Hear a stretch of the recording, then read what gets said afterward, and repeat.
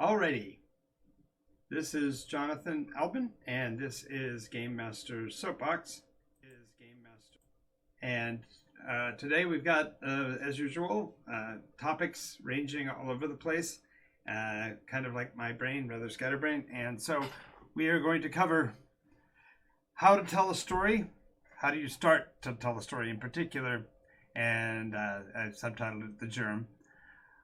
We're going to talk about the difference between urgency and importance and how to convey this to your players in a game session. Then for the players, we're going to talk about role-playing versus ROL playing and why it matters that you develop the skills to role-play. And my rant today will be something known as the nostalgia trap, and I think just about everybody is familiar with what that might be. And then finally, the lies and loves of looting. And what we're going to talk about is not what you think it's going to be. And then a bonus feature, we're going to talk tonight about another series that I'm going to be launching that's going to have more particularly a science fiction bent. But we'll talk about that when we get to that section. So, as you may know, I've been doing this show now just for, I think, about 9 or 10 days. I think this is episode 9. But we are endeavoring to use these episodes on Twitch to try to set a precedent for being on the air every day for this particular show so that you can get the information that you're going to want to use for your roleplay games and to also talk a bit about the NycosRPG in the short and long term. But today we're going to start with how do you start to tell a story? And this has been an issue that's come up with several different game masters that I have run into that have sort of looked to me for assistance in getting started in the fun and challenging world of being a storyteller, game master, dungeon master, and so on. And so inevitably we talk about all the mechanics of the game and world building and dynamics of what keeps a group together and these kind of things, but we often don't actually begin at the beginning. And so today I wanted to take some time and particularly talk about the beginning of a story. So in association with that, as many of you already do, you'll want to start with a session 0. This is basically once you've got a group of people that are wanting to be part of the story, then you want to work out with each of them what it is they particularly want from the story and what it is they want to pursue advancing, what their hot buttons are, which parts of the games they like, which parts of the games are turnoffs for them. Because ultimately, the experience of being a game master and a storyteller has to be a two-way street. The story that you have to tell, the pieces that you want to be accomplished have to be merged with what the players' affinities and predilections and desires are. So by having a session 0, before you actually begin role-playing, it's a really good opportunity to work out those kind of details. Maybe if you have some house rules that you use in your game sessions that are not standard or that change the way the game works and things like that. The essence of the session 0, therefore, is to lay a framework. It doesn't necessarily mean that's the start of the story, because ultimately that only is laying the groundwork for there to be a story. So the first thing to talk about when you say you're starting to tell a story is it sounds obvious, but you need to have a story. Now, there are a great number of players and some game masters who have invested instead in the idea of a sandbox world. And there's a truth and a fallacy to a sandbox in that the sandbox concept, that the players can literally do anything and go anywhere, still will have, even in the most strident of sandbox game masters, there will still be some dynamics that define what is or is not acceptable to that story. Now, if you are a game master and you are a sandbox game master and you absolutely disagree with me on this, I'd love to set up a point where we can discuss this, perhaps in a debate format or whatever. So please leave a comment down below. Tell me a little bit about the game that you run and how it can be defined as a sandbox and what your game events are like, and so we can start that dialogue. In the meantime, if you are interested in finding out about the alternatives to a sandbox or a railroad, and I believe there are many options that don't fall either conveniently into either one of those or are only defined by those two categories, then definitely you want to follow this channel. Click the like button down below, become a subscriber on Twitch. Let us know that you are a part of our community, and let's start to create these places of dialogue where we can have open conversations about it. So when you're going to start to tell a story, you need to have something that I call the germ. And this term, the germ, actually is more specifically the idea of the point of creation, the germination point. Some people call this the kernel. Sometimes they talk about a story seed or whatever. But the idea here is that it's the very most basic element that defines what you are doing as a storyteller.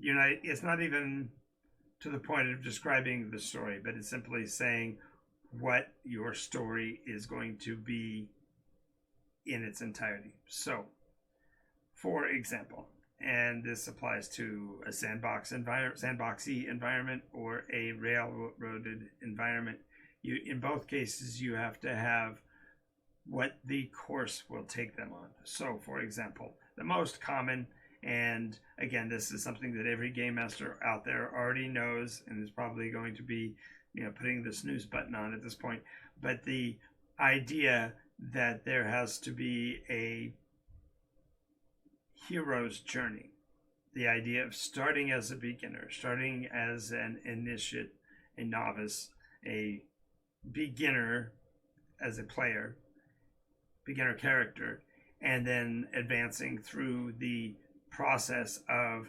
leveling up, adding new skills and feats and the like, and progressing into the inevitable conclusion, which generally happens at the point of what they call paragon status, and that is a character has reached the 20th level, which is by Dungeons and Dragons rules arguably the highest level that a character can attain in the game, in which case you have completed, in theory, the hero's journey. Now, in certain campaigns, that would be specifically fine because you actually build the adventure towards that conclusion, and every adventure is the advancement of some facet or portion of each character's advancement towards that goal. But that's not the only story element, that's not the only germ that you could use.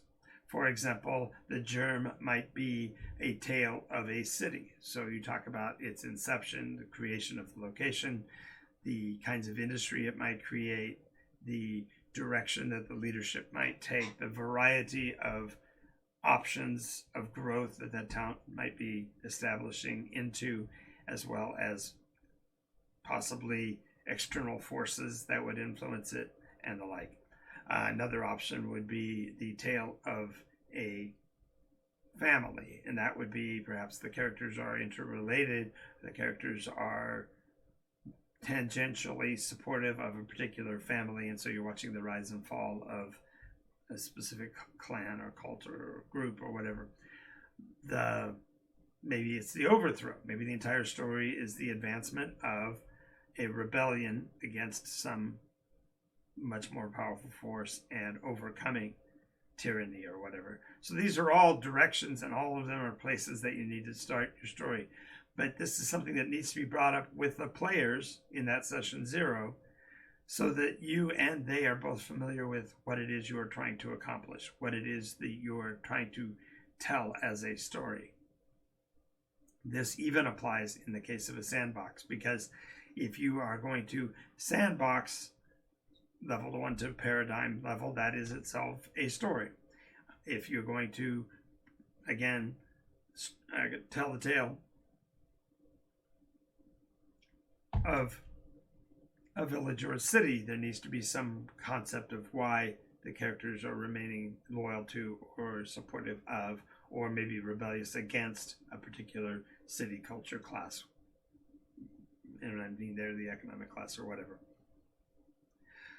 So once you've got the germ and you've had a conversation about the mechanics of the game and what's going to be entailing the action and how much is going to be puzzles and all of that, then you can start to prepare to tell that story, because now you can couch the players' backgrounds, their players' connections with each other and such in a way that the story can begin.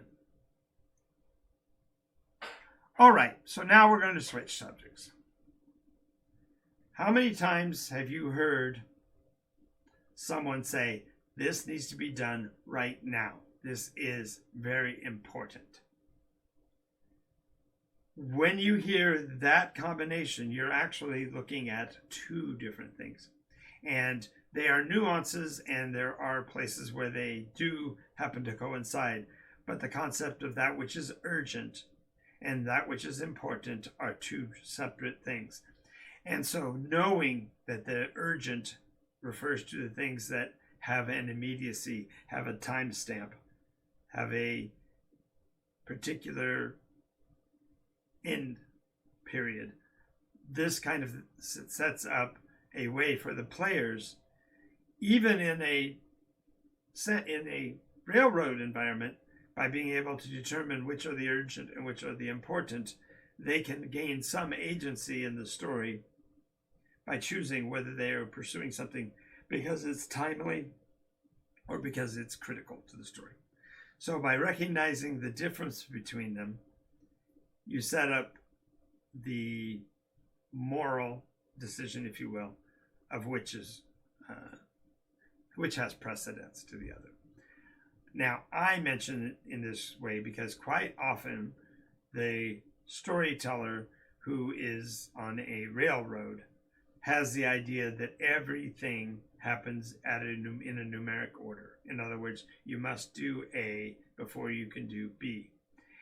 And in certain cases, that can be true, but realize there are opportunities where you can do an important thing on your way to the urgent thing and not lose as much time as it may be perceived. And therefore, you as a group, even in a railroad situation, can gain some guidance to what your group is doing by choosing which of those paths to pursue. Now, there are ways that a game master can raise or lower the urgency or the intensity or the purpose of an event, so that if you are used to playing in a railroad environment, it's important to realize that sometimes you can put the cart before the horse. They won't go anywhere, but the cart in front of the horse might be critical to saving the horse's life, for example, or it may change the timelines. And so as a storyteller, it's important for you to determine from what your players' choices have been, whether they are handling a situation that is urgent or if they're handling something that really is important. And when you have an idea of that, you can also therefore determine the scaling. Clearly something that is important to the story may need more detail, may need more refining, may need more background, but that may actually play into that which is urgent simply by making the urgency go away in favor of what is best for the story. So when you consider these two, it's important to hold on to the definitions of each and realize that sometimes the important things are not that urgent, and sometimes the urgent things just aren't that important. Okay, next. When we are role-playing, it leads to a conversation, and I've seen game masters fall on either side of this, and sometimes they switch sides, and sometimes they're both. But the difference between role playing, that is, portraying a character in a story and dynamically changing things by conversation alone, or ROLL playing, role playing, and that is using die rolls to resolve other issues so that you don't have to engage in the narrative form of role playing. Now, as I said, many game masters are on both sides. Sometimes it's fun just to do a straight ROLL session where you're just, stacking up miniatures and knocking them down. I mean, there's as much fun to be had in that kind of a dynamic as there is in a nice, steady narrative role play. But the players will have an affinity for one or the other, or as my players tend to resolve to see the value in both and be very happy to just smash monsters on occasion, roll the dice, move your mice, and then other times they want to delve deep into the conversation with a villain or the villain's representative or whatever. The dynamic difference between role-playing and role-playing really comes down to what is it that you as a player group want to get from the experience. Some people who come to the table in a role-playing game have never done narrative role-playing. They've never considered their tune, the character they've created, as anything but numbers on the page. And like I said, there are times when that's exactly what you want, is a game where there is distance between you and the persona. Sometimes there's a situation where the ROLL feels more real because it's covering some of the nitty-gritty, narrative overlooks. And then conversely, there are those who disdain rolling dice, or they, for example, I have one of my good friends has a real difficulty with rolling dice because in his perception anyway, he always seems to roll poorly. And it doesn't mean that he doesn't have good rolls on occasion, nor does it mean that he would fail in a ROL playing environment. Nonetheless, he desires to do it through narrative because he knows of his ability to communicate. He knows of his way to talk, and therefore he would prefer to not leave anything to a die mechanism. And so it matters which you are doing at each time point in a game. And maybe there's a point during a battle where all of a sudden the dice no longer matter and the players are just slogging through bad guys, and therefore the narrative would be more efficient, would resolve the conflict quicker. And then there's other times when the die rolling is just flat out fun. The idea of I'm rolling against a monster or a villain that is equally powered to me, and so I literally want to see whether or not the dice support my theory that I'm a better whatever, paladin, warrior, wizard, whatever. And so it's important to play to what the situation requires. And while it is sort of a binary slip, there are times when you have a little bit of both, whether maybe one or two of the characters are involved in witty banter and a little swordplay, while on the other side of the room you've got two people slogging it out with big hammers and shields, and they're just bashing on each other. So it can be any or all, but just realize that there is a dynamic difference between them and try to feed the players to present them with what makes them enjoy the game. And if you have a situation where you are a classic role-playing game master who loves the narrative and the discussion, and you have a group of players that prefer the ROLL, just realize you've got either a really long slog for you to educate them to be able to play in the environment that you prefer, or you're going to have to throw up your hands and go back to flipping dice yourself because that's what the players want. And ultimately, as a storyteller, as was pointed out in a comment recently, it's what the players want that the game master must provide. And so it's a dynamic switch between the two. the players come to hear what the game master has to say and engage with it. And on the other hand, the players want to feel like they have an agency and therefore want to depend on the dice to resolve conflicts and solve problems through numeric values. Now, one more thing I want to say on this before I move on to the next category. Role playing, R-O-L-E, playing, has a deeper value when you devalue the die rolling. Now, I'll give you an example. There are skills such as persuasion or intimidation where, bless their hearts, players sometimes simply don't have it within them to act the tough guy, present the kind of charisma and ego that's necessary to pull off a persuading conversation or an intimidating one. There are times when a game master should recognize that the die rolling allows for the player who doesn't have the skill to do something. For example, I'm not a physical guy, so as far as going and punching somebody, I would never do that. It's just not in my nature to swing at somebody physically. Nonetheless, sometimes you need to defend yourself or you need to take actions. And so in a role-playing game, my need to defend myself generally is done at the verbal level, and I never get to a situation where the die rolling is important. But realizing that there is a way to get both, and this will be a little bit controversial as well. I'm sure I'll get some comments about this. And that is a game master's primary goal, a primary objective, I should say, is not to tell the story, is not to have guidance over the characters, is not to play judge and jury and executioner.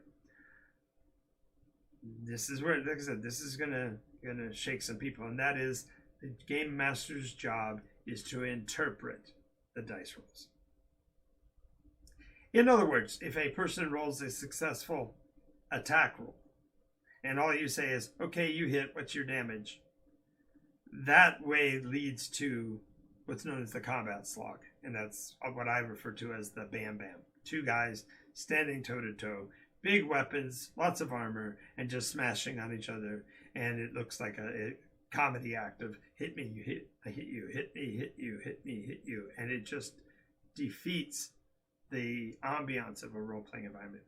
On the other hand, through the NycosRPG mechanism, we look at die rolls slightly differently, where there are partial successes and wild successes, as well as regular successes, failures, complete failures, and absolute success. All these variables come from the die rolls and comparatively interpreting between them. And this process, therefore, lets the ROLL playing aspect come into the game in those places where perhaps the player can't emulate what's demanded in the story, but you can therefore interpret their die rolls in relation to other die rolls within that round and resolve pretty quickly through the narrative process what actually occurred in that time period. So just realize that role playing versus ROLL playing is actually kind of a false dichotomy. There is a middle ground where the die rolling amplifies and enhances the ROLE role playing. So, although I tend to admit that I am the ROLE form of role player most of the time, there are the advantages of having a die rolling mechanism that enhances that. Alrighty, now we're going to go to the rant. Now, as usual, I have to look at my clock, make sure that I start on a minute so that I don't go over. I originally had the rants set up as a 1 minute rant and then spent the other 9 minutes explaining myself. But I have found that I can't rant for just a minute. I can't just tell a story for a minute. So the rant is going to be over the entirety of the time period. And so we are ready to start. Okay. How many of you have been to games conventions? Have had a player walk up to you and then begin to relate to you the details of an encounter that they had with their 16th level paladin and some monster that really, it doesn't matter. They want to tell you about the resolution of that because they are so excited about how that encounter went that they want to share it. Everybody can raise their hands. I know it's true. And I also have to say, you can raise your hand a little farther because more than likely you've also been one who's been guilty of this. We love the stories that we create. Whether we be a player or a game master, we absolutely are endeared to the situations that occur in our sessions, and they become the I can't even tell you who came up with it, but the idea of the member berry cracks me up. The idea of you provide an element into the story that will trigger the players going, oh, remember when we faced this other thing? Remember how cool that was? Remember what the players did and how it interacted? The member berries will break the continuity of your game and give it trouble. And so I have to say that one of my rants has to be a nostalgia trap. This is when you, more than likely as a storyteller, you're the one who does it, or a player, and this does happen but not nearly as often, will mention something about a point in the past that the players are expected to recall, and then their memories will start flooding in about how that happened. And the nostalgia trap is that the entire group gets caught up in retelling the story in the past, particularly if there are new players to tell it to, but sometimes only when it's the old people just thinking about how great that moment was. But this nostalgia trap, once the Pandora's box is open, you pretty much have to go through the entire story. So you have to learn as a storyteller how to avoid the nostalgia trap. Now, it's nearly impossible, I have to say. There are going to be points in any game that you run that players are going to fall back to this model. The trick is to remember that everyone is on the same clock and you are playing a session for a certain number of hours and you don't want to deprive them of the play time. So the ultimate way to avoid the nostalgia trap is to put your foot down as soon as you recognize it. When somebody says, oh, remember how blah, blah, blah, you just say, yes, that was a great situation. We'll talk about it after the session, but right now, let's stay on task. And yes, they may find it jarring that you're requesting them to not remember something that clearly was a memorable moment. But if you provide the players ample time, and for example, in my case, I do debrief sessions nominally after all of my game sessions, where we can actually talk about what happened and how things happened. And oh yeah, remember the remembers. Therefore, the member berries can come pouring out, but only in the narrow, defined period of time that we allow them. And so the idea here is that your nostalgia trap, your own issue, is that you need to recognize when you are laying the nostalgia trap out there. For example, naming an NPC a similar name, describing a location that sounds like someplace else, just defining a villain in such a way that they have to recall that villain and how they know them, that kind of thing. All of these are ways to set the nostalgia trap. So the better way of handling it is to avoid the trap altogether by stating, yay, so this person is blah blah, as you may recall, was in this scene. Now we're going to be playing this scene now, but if you want to, we will set up a time to go over the old past, but let's stay on task, shall we? When you give them the opportunity, they're going to choose the game now over the game in the past most of the time. That doesn't matter. Again, no rule is ever hard and fast, not in a role play game. The storyteller, as being the chief decider, if you will, has his elemental power to do so, but that doesn't necessarily carry forward in all environments. And it may be that the nostalgia trap triggers despite all efforts. At any rate, the point is that you need to find a way to diffuse the trap as quickly as you recognize it, because it actually harms your overall gameplay. Because particularly those people that are story driven or narrative driven don't want to dredge through a past event and try to glean new information from it, because it's not useful for the specific situation you're in right now. So I'm going to get off my soapbox on that nostalgia trap now, but the point is hold on to the tempo and meter of the game and don't let yourself slide down the slippery slope of a nostalgia trap. Alrighty, so who doesn't like looting? Oh, very few people will raise their hand. The element that makes a role-play game advance more than any is the gathering of loose stuff belonging to the bad guys. As a matter of fact, it's built in to many role-play games that your villain has a treasure type, has a numeric value or an alphanumeric value that determines what loot they will have, what items and equipment that they have that is stored or captured or whatever, and therefore the players, once they have defeated that monster, have access to it. I happen to loathe, L-O-A-T-H-E, the concept of looting for a couple of reasons. Number one reason is that the characters, in essence, are being created with the idea of being the good guys in a story. There are game masters who don't feel this way, and again, I imagine I'll get one or two comments from those guys, but the concept of characters in a role-play game, by definition, are generally the good guys, which means the very idea of taking something that doesn't belong to you is theft. It is the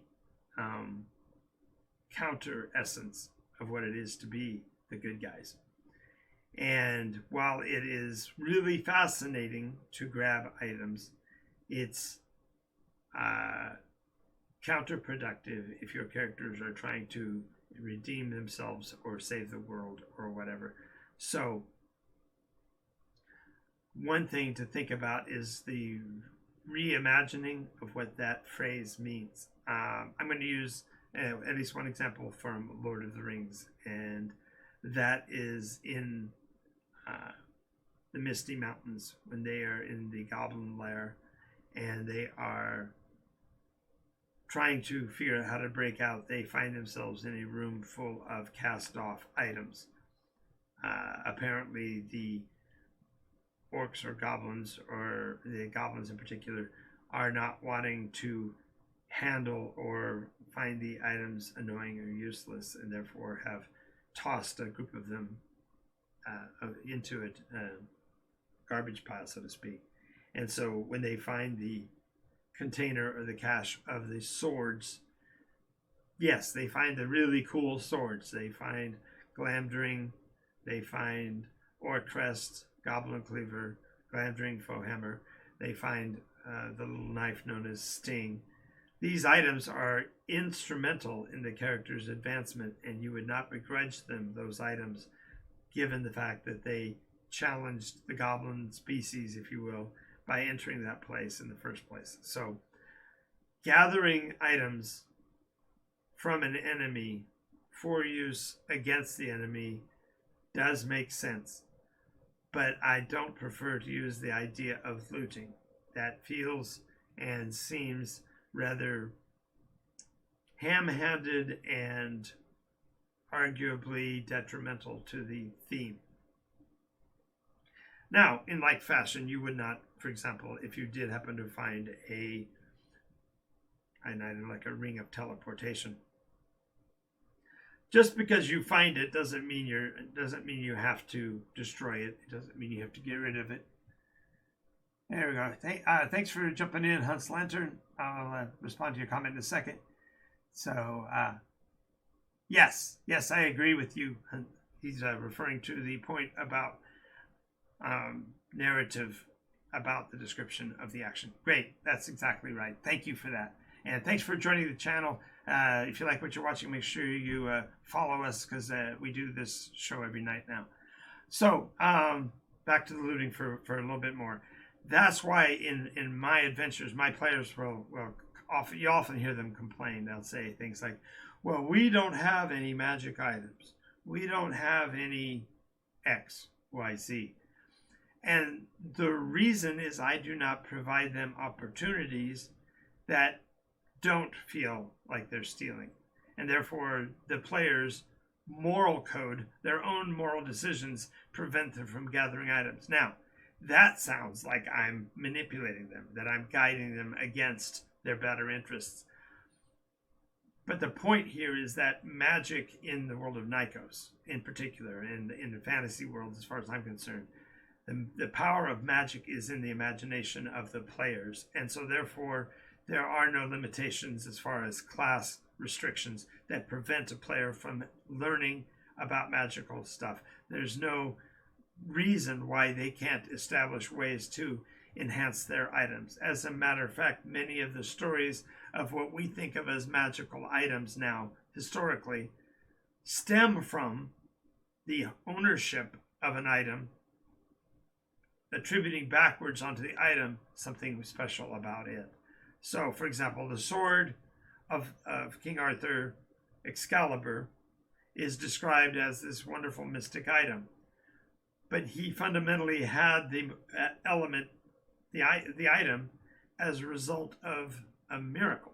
He pulls the sword from the stone, and that is a sign that he is supposed to have it. So that's not a theft. As a matter of fact, the magical properties that become attributed to the sword are directly a result of what Arthur did with the weapon, and therefore gave the idea that if you hold this sword, you're going to gain peace. If you hold this sword, you're going to have unity among your units, and that kind of thing. Those are all elements of Arthurian legend that play into the concept of the item being magical itself.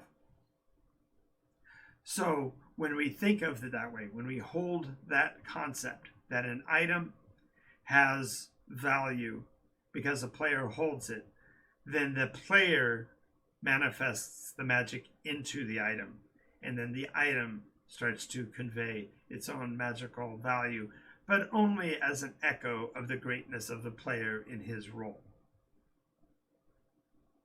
So if you think about your equipment in that way, and you think of your players gathering their gear not from robbing someone else, but instead of caring for the ones they have and expending upon those items the love and care that they should, then the item will gain that magical ability endemic to the internal to the story, intrinsic to the story rather, that it'll be a part of who they are, and therefore they won't need to, quote, buy an item or pick up an item that has this conveyance of magic. Instead, the magic will be conveyed by their very actions.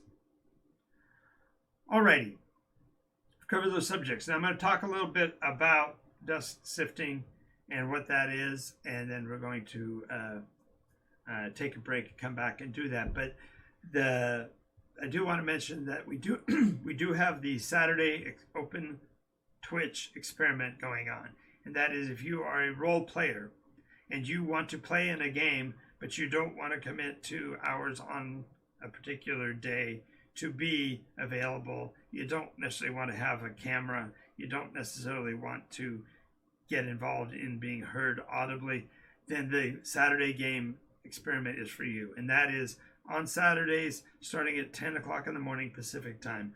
I will be live streaming on this channel a role play session wherein the players will be you, the persons who are viewing the show, not a narrative group that are on the show with me. Now, caveat, I do have a Patreon account, and those members who are followers of the Patreon program at the $20 level are afforded the opportunity to be a part of that show in voice by being active through our Discord. Yeah. Thanks, Raven says it'll be chaos. Well, I'll tell you this. I've got my experience with being a game master includes running as many as 107 players in the same game session at the same time. Now, I caveat that by saying that it was not player issues. It was actually players as a group, and so therefore they were a team. And so the decisions that were made were done as a group. So I anticipate what I will be doing is similar to that. That initially we'll have 5 or 6 viewers, maybe even 3 or 4 viewers, maybe even 1 or 2 viewers who will take on the roles of characters actually in the story. And by typing,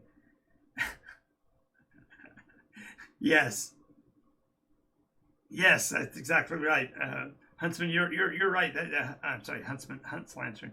I definitely agree that there is definitely chaos, and if you're not getting chaos, you're probably not playing properly. And Raven, you're absolutely right. Going against a boss fight's different, but I can tell you that when you learn about how the NycosRPG system works, that's really not as much of a problem as you might think, because it doesn't have the combat slog. There's no pile of hit points to overcome.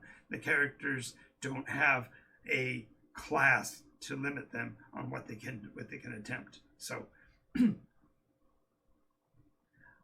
Oh, hey, you're with the Heroes, Games, and Hobbies. Rock on, Raven. That's cool. I as you see on my little logo down here in the corner, I am the one of the game masters for. I didn't go high enough for the. Getting closer. There you go. Board Game Paradise. That's in Redlands, California. I believe Heroes, isn't that in Texas someplace? I think. Am I right there, Raven? But the concept of a role play session live is a way different thing, but with the online mechanism that I've kind of come up with, it's not going to be as much of a challenge, and the bad guys, if you will, are going to be resolving collectively. So it'll be team versus team. Good guys will list off all the things they want to do. I'll describe what the villains are going to do. Then we're going to determine by I actually have a die rolling camera set up. It's not active right this second, but I have a dice cam, and I'll be rolling for both sides. So therefore, hey, congratulations, going to two times a month. That's awesome. I'm going to toot my own horn here, and that sounds horrible, but the reality is, if you don't toot your own horn, they won't let you play in a band. I run currently 3 games a week plus the Saturday game. So that'd be 4 games a week. No, I'm on Sunday afternoons for my Patreon only game. So I do a live online Discord game on Sundays, and anybody who is at any patron level can be a part of that. Simply join the Discord and come in and play with us. Then I've got my Monday group, which is played at a game store, Redlands, Board Game Paradise. Right. Okay, that's a great one, Raven, about the not plagiarizing. Let me be very, very clear about that. I do not believe in plagiarism at all. I believe instead in a process known as R&D. So, R&D is not research and development. That's boring. That takes forever. No. R&D means rob and duplicate. In other words, find the parts of a story that are the elements that you're trying to gather, pull them in, and the more cleverly you're able to disguise where they come from, the more enjoyment the players will get from it. I can't tell you how many times I've taken an episode directly out of a science fiction show, superimposed the names, and put it right back out in a fantasy roleplay setting, and everybody had a great time and nobody knows the wiser. So, oh wow, Raven, good job. That's great. Now see, during the height of COVID, when I was on live streaming every day, I was running 9 games a week, and all of them were contemporaneous, which meant they were in the same world timeline, and they were on the same planet. And quite often we did crossover episodes were really exciting because players would come from one group and come on over. So that's excellent. That's excellent, Raven. That's yeah. That's a lot of players. So, oh, and at 40th level. Gotcha. So my story arc overall, and now we're off of my subject. I'll come back to dust sifting in a minute. Wait a minute. I'm falling into my own trap here. You've done it. You broke me into the nostalgia trap. You almost got me going there. Made my save. I will do another entire episode on my background, but let me say this. Oh, let's see, something. Not a fan of it. Okay, good. He mentions he's not a fan of game alignments. Okay, so there's going to be a shocker. There are no such things in the NycosRPG mechanism.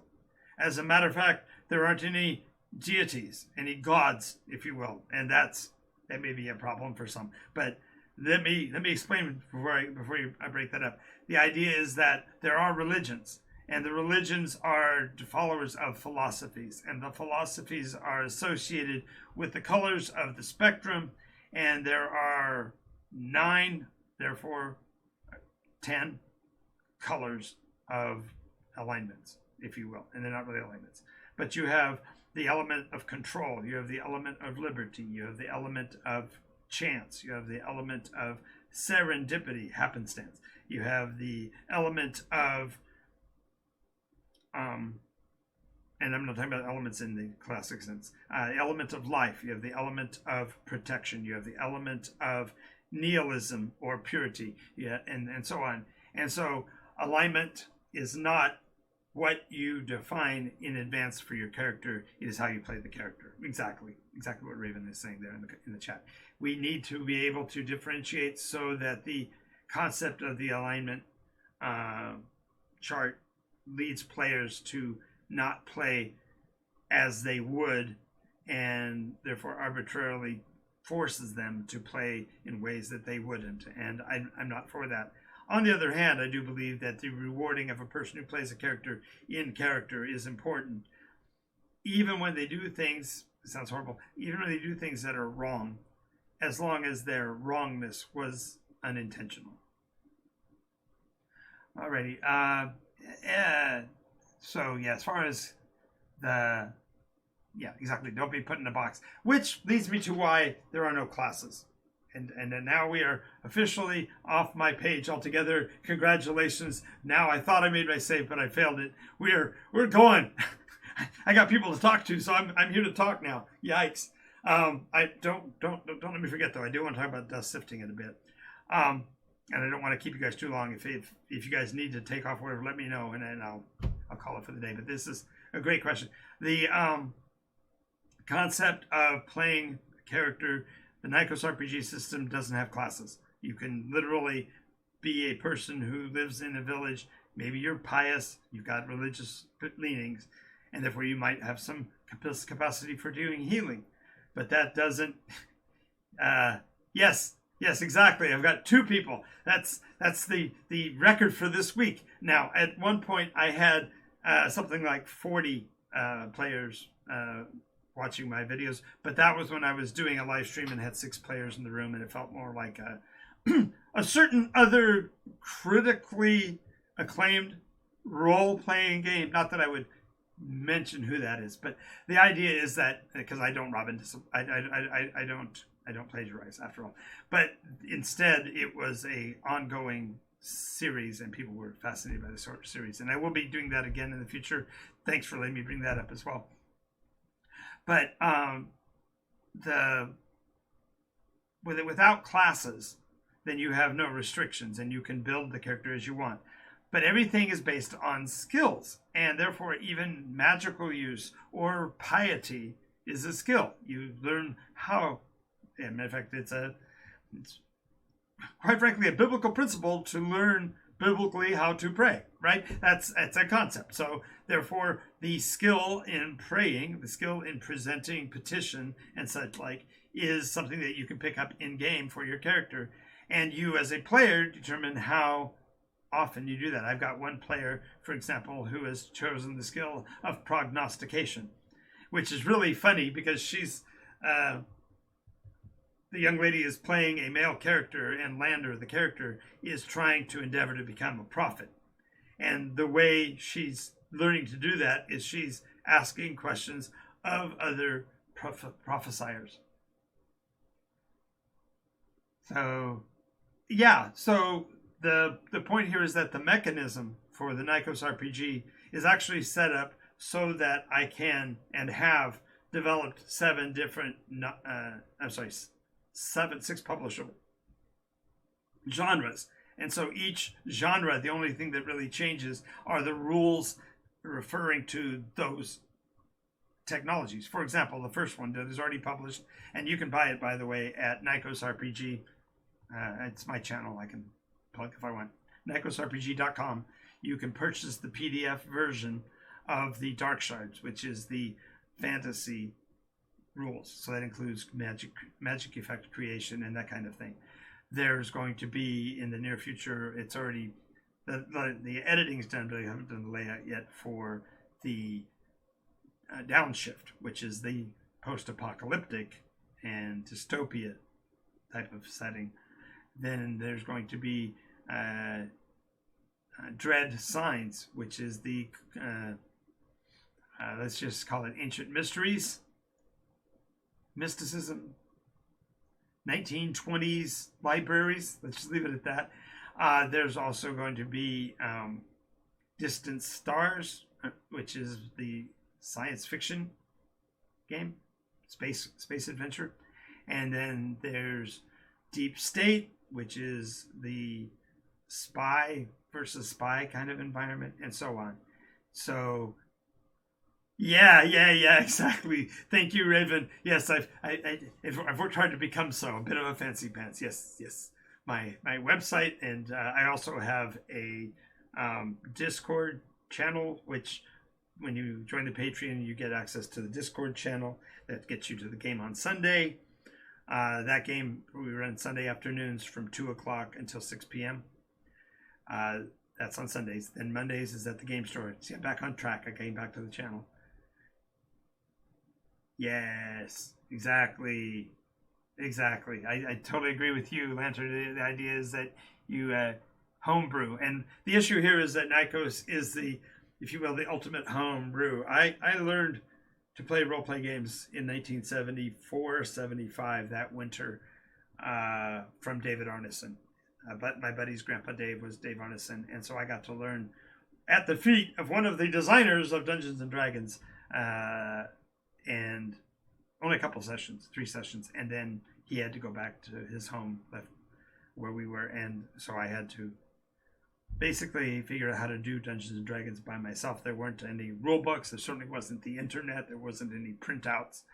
So I actually created, at 11, I know it sounds precocious of me, but I created combat grid charts using 3d6 to roll the attributes and the saves against it. So that kind of thing. And then, and I mentioned Godzilla versus King Kong. That's awesome.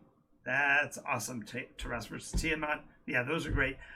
In the Nykos realm, that is what do we call that?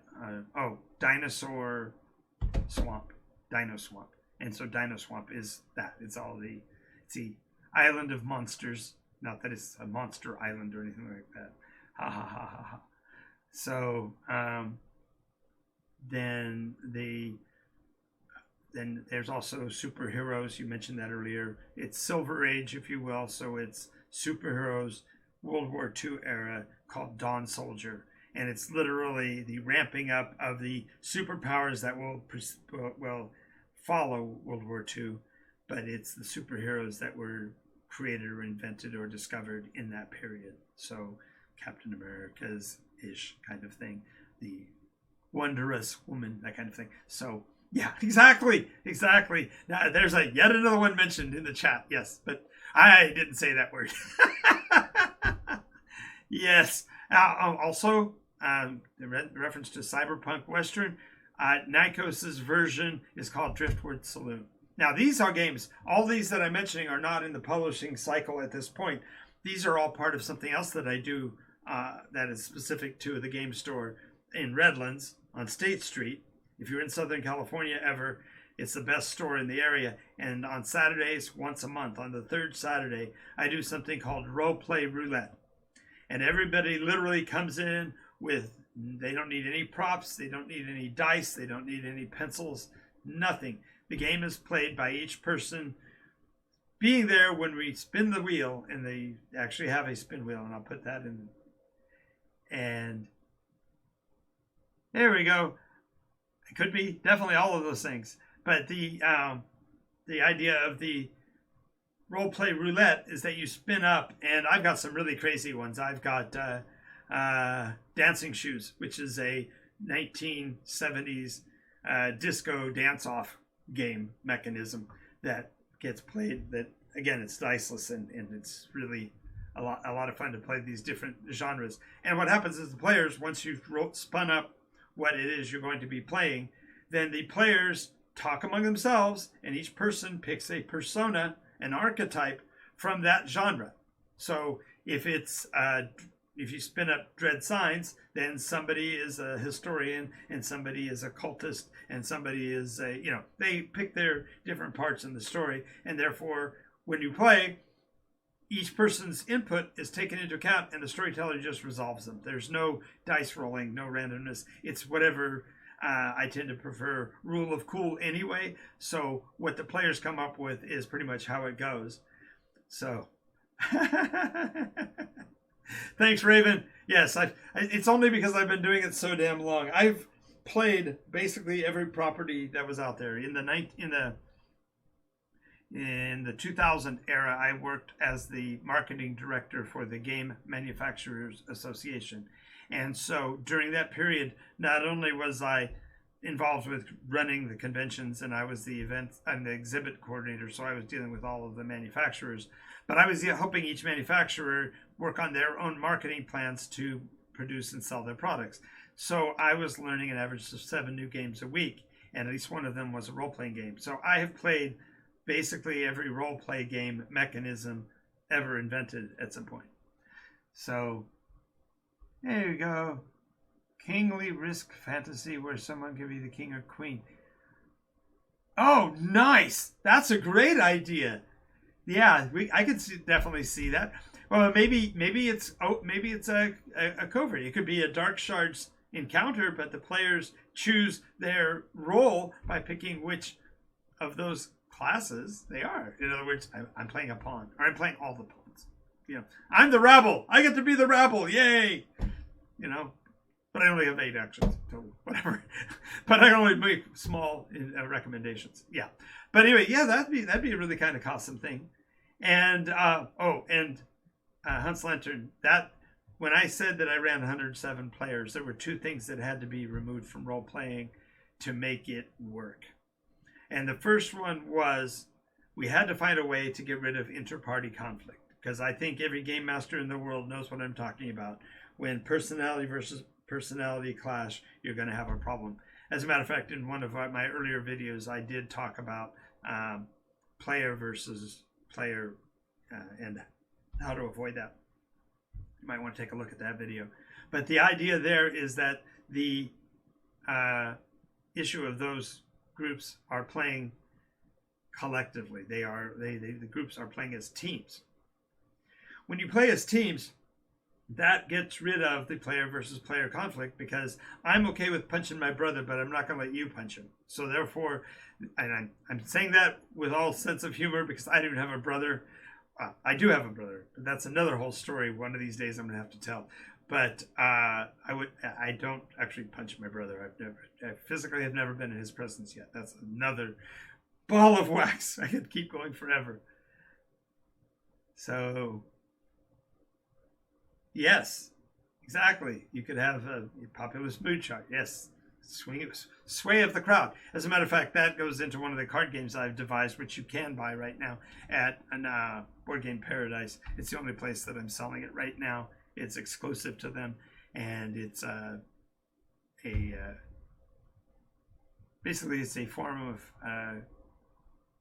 litigation in a martial concept. The idea of, imagine if the jury members and the prosecuting and defense attorneys were actually forced to go into an arena and fight for their case aggressively. It's the idea of the aggressive negotiation, but this is done with playing cards. So 2 standard decks of playing cards, you can mete out justice in the old-fashioned way by punching the other lawyer in the face. So,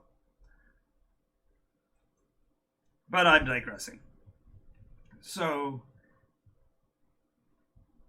the idea is that therefore that gets rid of the interparty conflict on that level, because player versus player stops when you're working as a team.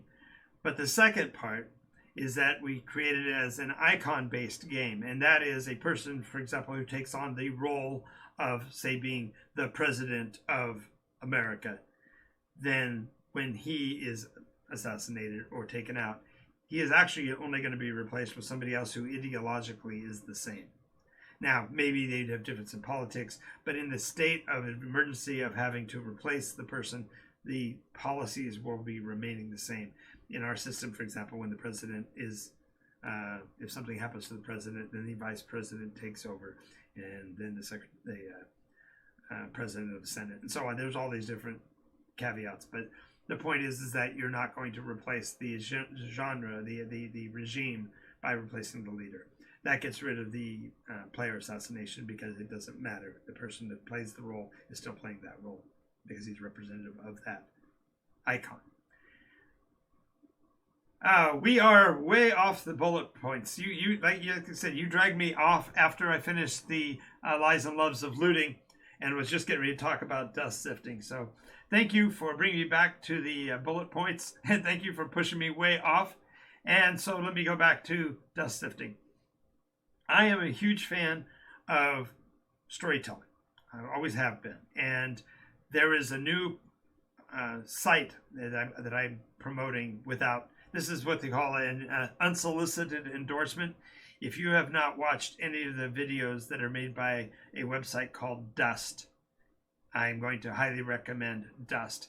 They do a series of short form science fiction stories that cover the gamut. And some of them are very close to fantasy, and some of them are very close to hard sci-fi. Some of them are so hard sci-fi that they're difficult to watch. But so I'm going to be doing a series called Dust Sifting to fall into my DS. If you didn't notice, there's a pattern there. Downshift, dark shards, dread signs, and so on. So Dust Sifting is what I'm going to call it. And I'm going to be reviewing through my channel bits and pieces of that. And if you haven't seen that series, you definitely want to put Dust on your list, whether or not you watch it with me. What the plan is I will start the video here, then I will show 6 or 8 seconds of the video, and we'll talk about it, and then we'll go on, because I can't obviously run their video nonstop without accreditation and payment and things like that. So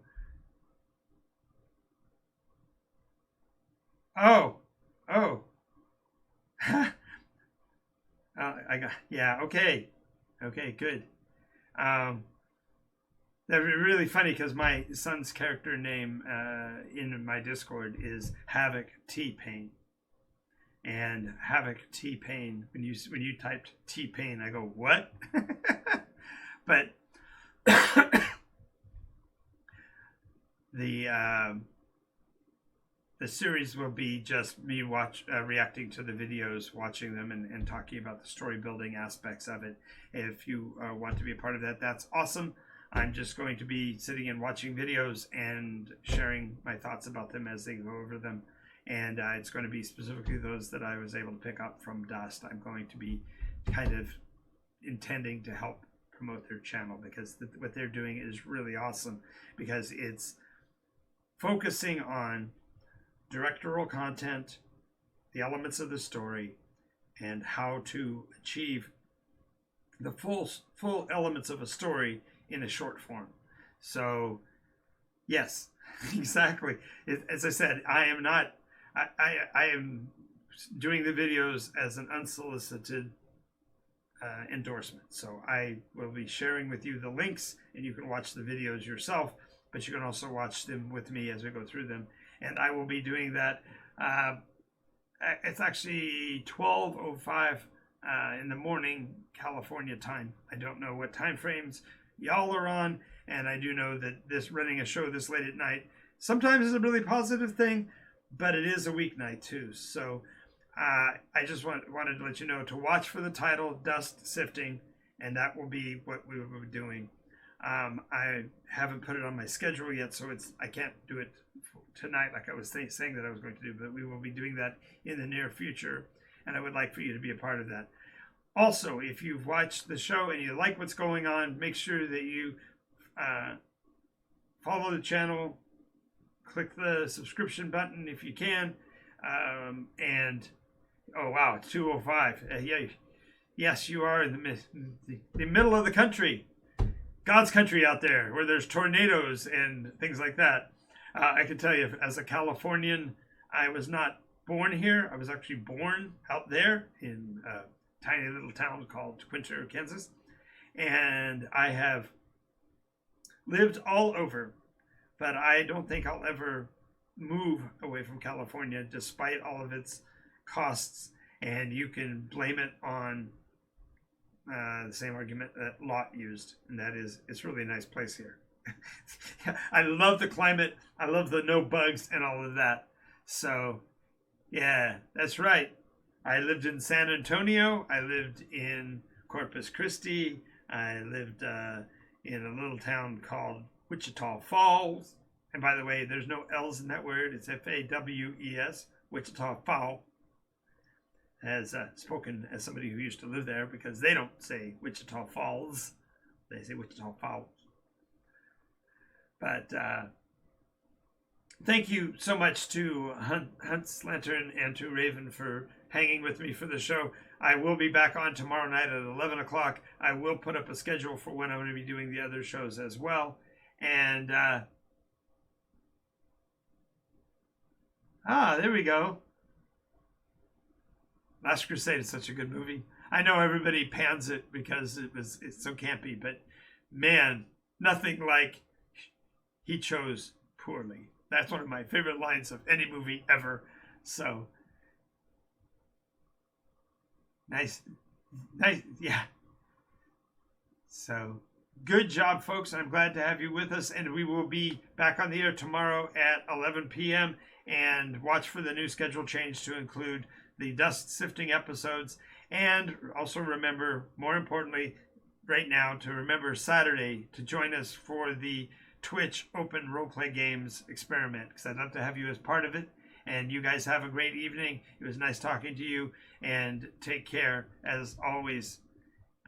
This is Jonathan Albin, also known as Game Master J, and I'll talk to you guys later.